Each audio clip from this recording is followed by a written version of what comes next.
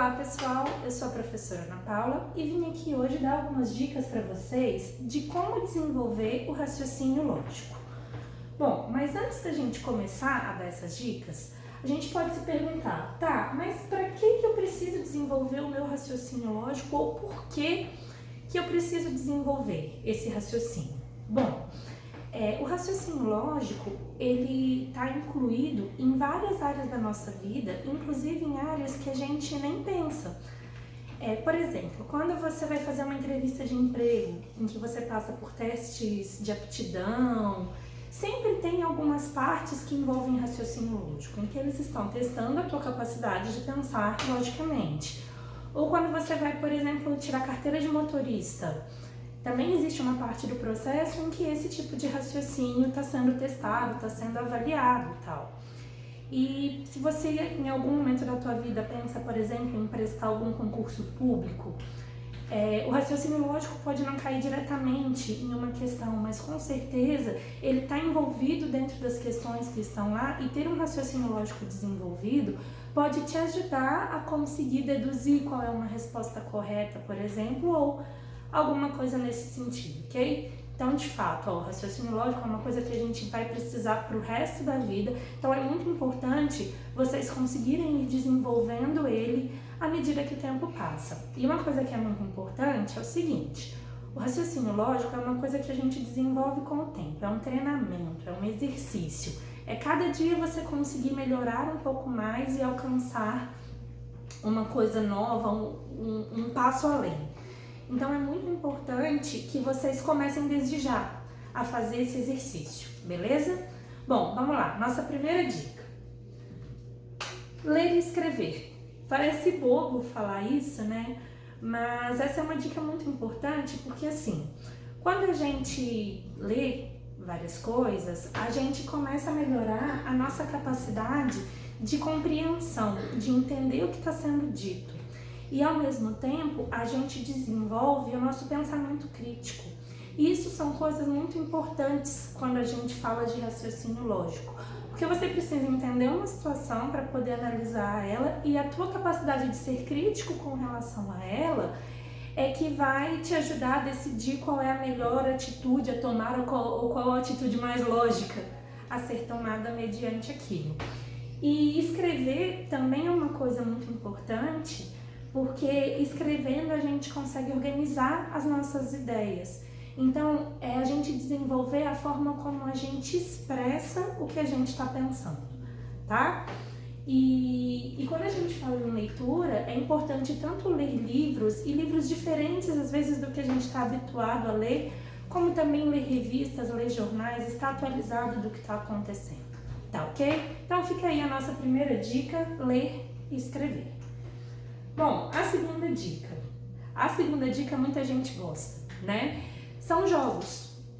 A gente tem que, os jogos de estratégia, eles são uma forma excelente de desenvolver o raciocínio lógico. E quando eu falo em jogos de estratégia, eu estou falando em jogos de tabuleiro, em xadrez, em jogo da memória, sudoku, videogame, por que não? E todos esses tipos de jogos, eles estimulam o nosso cérebro.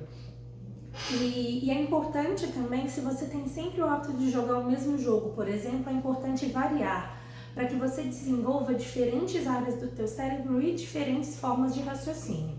A única coisa que a gente tem que tomar cuidado quando a gente fala de jogos é pra gente não exagerar. Porque se você fica viciado num jogo, aí você perde muito tempo com ele, e não é esse o objetivo. O objetivo é que você desenvolva diversas áreas do teu cérebro de uma maneira divertida, através de algum jogo, ok? Então, segunda dica, jogos de estratégia. Tá liberado com moderação. Terceira dica, essa é uma dica curiosa, né? Ouvir música erudita. O que é música erudita? É música clássica.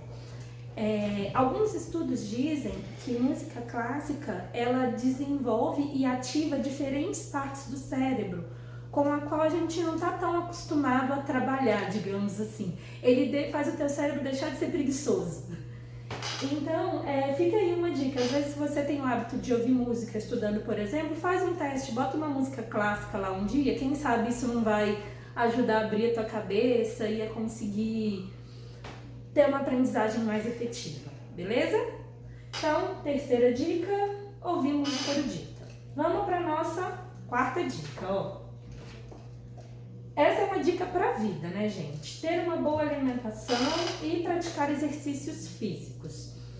Por que isso ajuda no desenvolvimento do raciocínio lógico? Bom, primeiro que uma boa alimentação,